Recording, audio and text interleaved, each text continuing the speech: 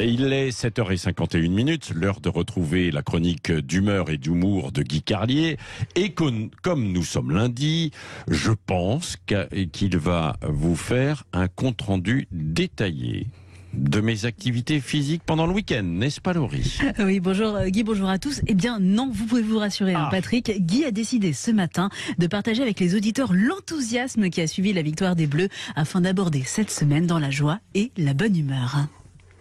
Eh oui, c'est vrai. Bonjour Laurie, bonjour Patrick, bonjour à tous. Ce matin, je suis heureux. Oui, la victoire des Bleus, bien sûr. Et puis tout d'abord, tout simplement parce que c'est une nouvelle journée de vie. Vous vous rendez compte, on est là tous ensemble à 7h52 avec cette journée nouvelle devant nous, une bonne grosse journée vierge qu'on va remplir le mieux possible avec nos espoirs, nos emmerdes aussi. Mais l'essentiel, c'est qu'on est vivant. Ça crée une connivence, une amitié, on a la complicité d'être en vie au même moment. Pensez aux gars qui étaient garde rouge pendant la révolution chinoise, ou jeunes iscardiens, vendeurs de photocopieurs chez Rank Xerox avec la voiture société écrit Rank Xerox dessus. Alors que nous on est là, vivant ensemble au même endroit, au même moment. On va pas se prendre la tête. Les nouvelles du Qatar sont bonnes. D'ailleurs, à un moment, j'ai cru qu'elles étaient merveilleuses. Figurez-vous que samedi soir, lorsque je me préparais pour sortir, j'écoutais d'une oreille distraite la télé du salon restait allumée et j'ai entendu Caroline Fourest prononcer cette phrase incroyable. Personne n'en parle, mais depuis le début de la Coupe du Monde au Qatar, autour des stades où se jouent les matchs, on propose aux supporters une initiation en les faisant pénétrer dans des tentes. Alors, ensuite ils peuvent voir le match, mais au moins ils savent comment ça se passe, ils sont initiés. Pareil que les autorités qatariennes ont même formé spécialement 2000 personnes pour procéder à cette initiation, parce que c'est une chose qu'on peut pas faire comme ça. Il faut un certain doigté pour vous faire découvrir cette chose nouvelle pour la plupart d'entre nous.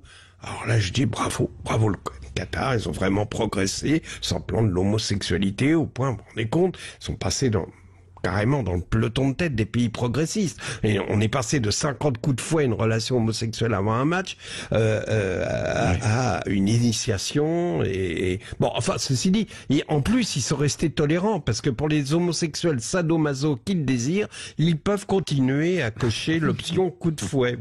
Mais enfin, tout ça n'était malheureusement qu'un manque d'attention de ma part, car après une écoute attentive, j'ai compris que les tentes autour des stades, quand on dit les tentes, vous affolez pas, c'est pas la cage aux folles. Ce sont des espaces de prédication, puisqu'ils ont formé 2000 prédicateurs pour convertir les supporters à l'islam. Pour moi, à la limite, ça me gêne pas. Si les gars ont envie, on les force pas. De toute façon, le combat pour l'homosexualité est perdu d'avance au Qatar, même partout d'ailleurs. Les joueurs français s'en fichent. J'ai même entendu Loris dire les homosexuels, je m'en branle, ce qui est une phrase quand même à double sens. Mais enfin, ne gâchons pas notre joie. Allez, ne gâchons pas notre joie. Ne faisons pas semblant de voir que n'importe quel événement n'est que prétexte à tendre davantage les coutures d'un vieux monde qui sont prêtes à péter comme celle d'un t-shirt philippin.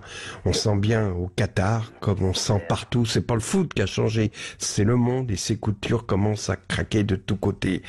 Alors, depuis quelques jours, on a appris que les Bleus avaient un nouvel hymne qui s'appelle Freed from Desire.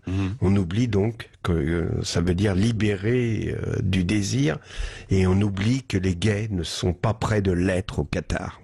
Allez, bonne journée à tous.